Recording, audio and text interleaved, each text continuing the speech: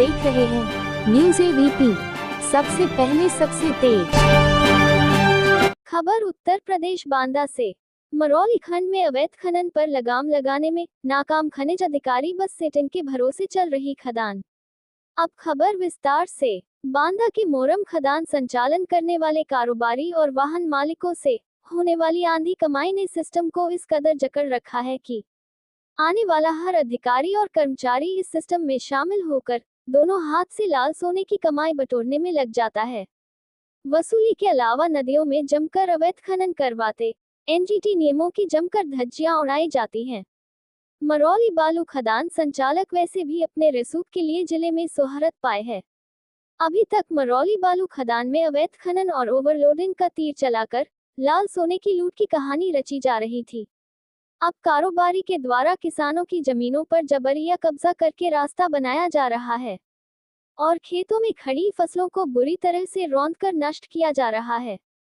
इसके साथ ही बालू माफिया के द्वारा आवंटित खनन क्षेत्र के बाहर बालू का खनन कर खनिज नियमावली का उल्लंघन भी किया जा रहा है। उक्त आरोप भारतीय किसान यूनियन आरा के मंडल अध्यक्ष बलराम तिवारी ने मरौली बालू खदान संचालक पर लगाते हुए कहे। तिवारी ने आगे कहा कि सरकार के द्वारा बांदा जिले में काफी मात्रा में बालू की खदानों का संचालन करवाया गया ताकि स्थानीय लोगों को रोजगार मिल सके और सरकार को राजस्व की प्राप्ति हो।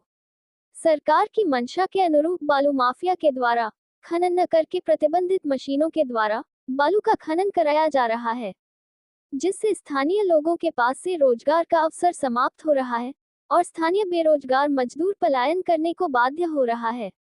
उत्तर प्रदेश सरकार के द्वारा ओवरलोडिंग पर अंकुश लगाने के सख्त नियम कानून लागू किए गए हैं, जिसके चलते गत दिनों पूर्व कुछ वाहनों पर प्रशासनिक अधिकारियों के द्वारा कार्यवाही को अंजाम देकर 17 वाहनों को निरुद्ध किया गया था।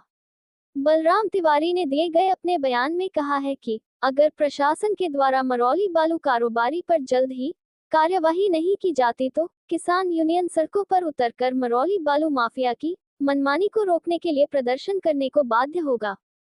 हालांकि प्रशासनिक अधिकारियों ने आश्वासन देते हुए कहा कि जल्द ही बालू कारोबारी के विरुद्ध कार्यवाही अमल में लाई जाएगी। उत्तर प्रदेश बांदा से संवाददाता माया तिवारी की रिपोर्ट, न्यूज़ एबीपी से। चित्रकूट धाम मंडल बांदा, भारतीय किसान यूनियन अराजनैतिक। ये किस तरीके का मामला था जो आप अभी बता रहे हैं? जो ये मरौली खदान जो इस समय संचालित हो रही है, उसमें जो ठेकेदार के द्वारा बड़ी बड़ी पॉपलैंडें वहाँ पर उतार दी गई है। सरकार की मंशा है कि स्थानीय रोजगार बढ़ाया जाए और सरकार की आय भी बढ़े, सरकार का टैक्स भी जाए और यहाँ पर रोजगार भी स्थानीय मिले। आप देख रहे हैं कि आए दिन पलायन यहाँ से हो रहा है, बाहर के लिए मजदूर जा रहे हैं, तो इसी को देखते हुए सरकार ने बहुत सारी खदानें चलाई हैं।